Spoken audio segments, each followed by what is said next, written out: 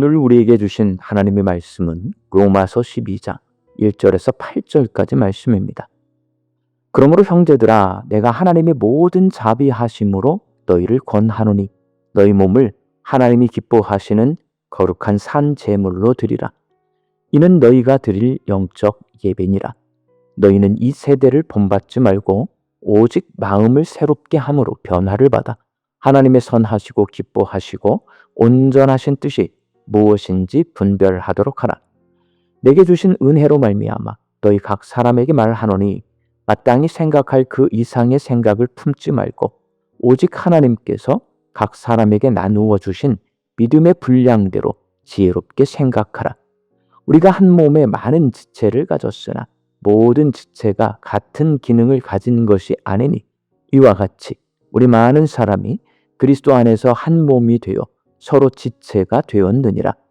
우리에게 주신 은혜대로 받은 은사가 각각 다르니 혹 예언이면 믿음의 분수대로, 혹 섬기는 일이면 섬기는 일로, 혹 가르치는 자면 가르치는 일로, 혹 위로하는 자면 위로하는 일로, 구제하는 자는 성실함으로, 다스리는 자는 부지런함으로, 긍휼을 베푸는 자는 즐거움으로 할 것이니라.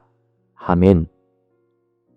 로마서는 크게 두 부분으로 구분할 수 있는데 1장에서 11장까지는 복음이 무엇인지를 설명하고 12장에서 16장까지는 복음을 믿는 성도들의 삶에 대해서 말합니다. 1장에서 11장까지를 네 가지로 요약하면 첫 번째, 복음은 하나님께서 예수 그리스도를 통해 죄인인 사람들을 위해 행하신 일, 즉 십자가에서 죽으심과 부활하심으로 죄인인 사람이 죄와 사망 권세로부터 자유로워지는 구원에 이르렀다는 복된 소식임을 말합니다. 두 번째, 사람의 행위로 구원을 얻을 수 없고 오직 이 복음을 믿을 때 구원을 얻을 수 있음을 말합니다. 세 번째, 성령님께서 내 안에 찾아오실 때 이 복음을 믿을 수 있고 성령님이 내주하시는 성령의 사람은 생명과 평화를 생각하며 산다고 말합니다. 네 번째, 유대인이나 이방인을 차별하지 않고 모든 사람이 구원에 이르는 것이 하나님의 계획이요 신비라고 말합니다. 이렇게 11장까지 복음이 무엇인지를 설명한 후에 사도 바울은 로마서 12장부터는 복음을 믿어서 구원받은 성도가 어떻게 살아야 하는지에 대해서 말하고 있습니다. 그렇다면 구원받은 성도는 어떻게 살아야 할까요? 구원받은 성도는 한마디로 평화의 사도로 살아야 합니다. 구원받은 사람은 성령의 사람으로 내 몸의 행실을 죽이고 성령의 일을 생각하며 삽니다. 성령이 하시는 일은 바로 평화입니다. 그래서 성령의 사람인 구원받은 성도는 평화의 사도가 됩니다. 구원받은 성도들은 가장 먼저 하나님과 평화의 관계를 맺습니다. 본문 2절 말씀입니다.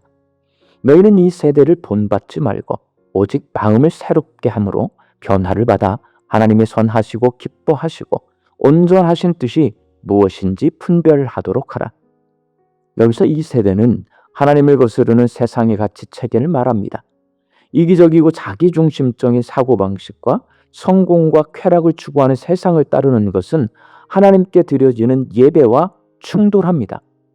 그래서 바울은 구원받은 성도는 하나님과 다투게 하는 이 세대를 본받지 말고 하나님이 기뻐하시는 거룩한 예배, 삶으로 드리는 예배를 드리라고 권면합니다. 본문 1절 말씀입니다.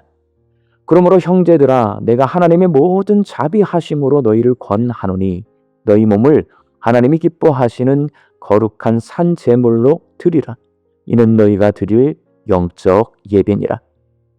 여기서 몸을 거룩한 산 제물로 드리라는 말이 하나님께 삶으로 예배를 드리라는 말씀입니다.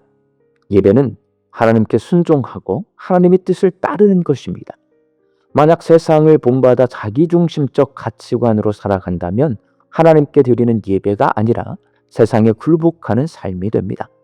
구원받은 성도는 성령의 충만함을 받아 마음이 새로워집니다. 하나님의 성품을 닮아가게 되어서 하나님의 뜻을 분별하게 되고 삶 전체가 하나님을 향한 예배로 바뀝니다. 이는 세상을 닮지 않음을 넘어서 적극적으로 하나님의 뜻에 순종하는 변화된 삶을 말합니다. 이렇게 하나님의 뜻에 순종하는 삶을 사는 것이 하나님이 기뻐하시는 영적 예배입니다. 바울은 로마 교회 성도들이 하나님이 기뻐하시는 영적 예배를 드릴 때 하나님과 평화할 수 있다고 말합니다. 그리고 그렇게 삶으로 예배드리며 하나님과 평화를 누리는 구원받은 성도는 다른 성도들과 평화의 관계를 맺습니다. 본문 5절 말씀입니다. 이와 같이 우리 많은 사람이 그리스도 안에서 한 몸이 되어 서로 지체가 되었느니라. 구원받은 성도는 예수 안에서 한 몸이 되어 함께 신앙생활을 합니다. 바울은 성령님께서 성도들에게 각기 다른 은사를 주셔서 함께 협력하여 하나님의 일을 하게 하는데 각자 받은 은사가 서로 다르지만 마치 한 몸인 것처럼 함께 협력하고 연합하여 평화로운 교회 공동체를 만들어가야 한다고 말합니다.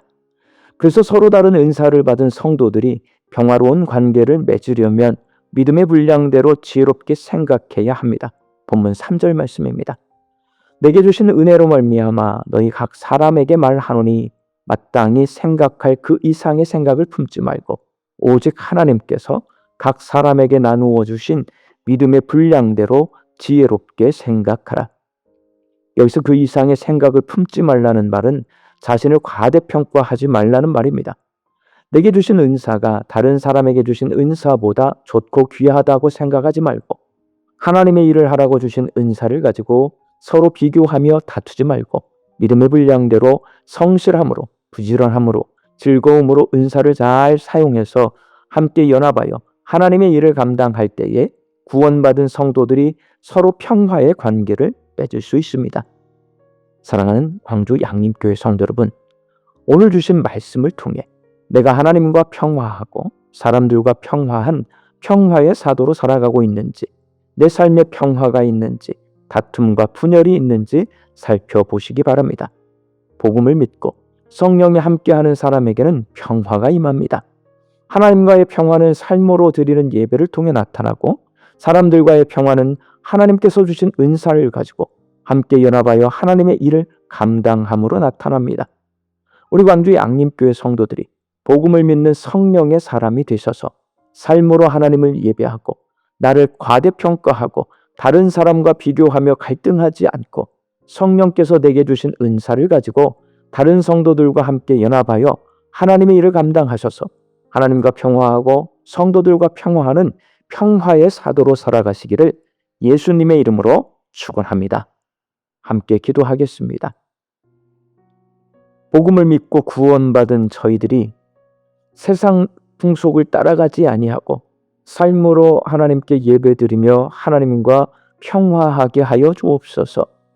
그리고 주신 성령님의 은사를 가지고 서로 연합하여서 주께서 맡기신 일을 감당할 때에 교회 안에서는 성도들과 평화를 누리고 교회 밖에서는 세상 사람들과 평화를 누리는 사람들 되게 하여 주옵소서. 말씀 듣고 세상을 향해 나아갑니다. 하나님, 이제 명절을 앞두고 있습니다.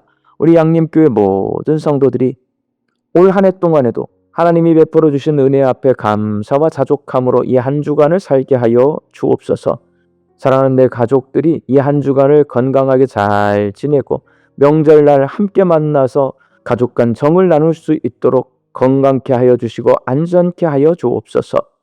육신이 연약하여서 낫기를 간구하는 환우들이 있습니다. 예수님의 능력으로 치유함을 얻게 하여 주시고 오랜 시간 침상에 누워 계시는 장기 환우들과 어르신들이 천국 소망 붙들고 오늘 이 하루를 살게 하여 주옵시며 애쓰고 힘써서 돌보는 가족들 위에 새 힘을 더하여 주옵소서. 예수님의 이름으로 기도하옵나이다. 아멘.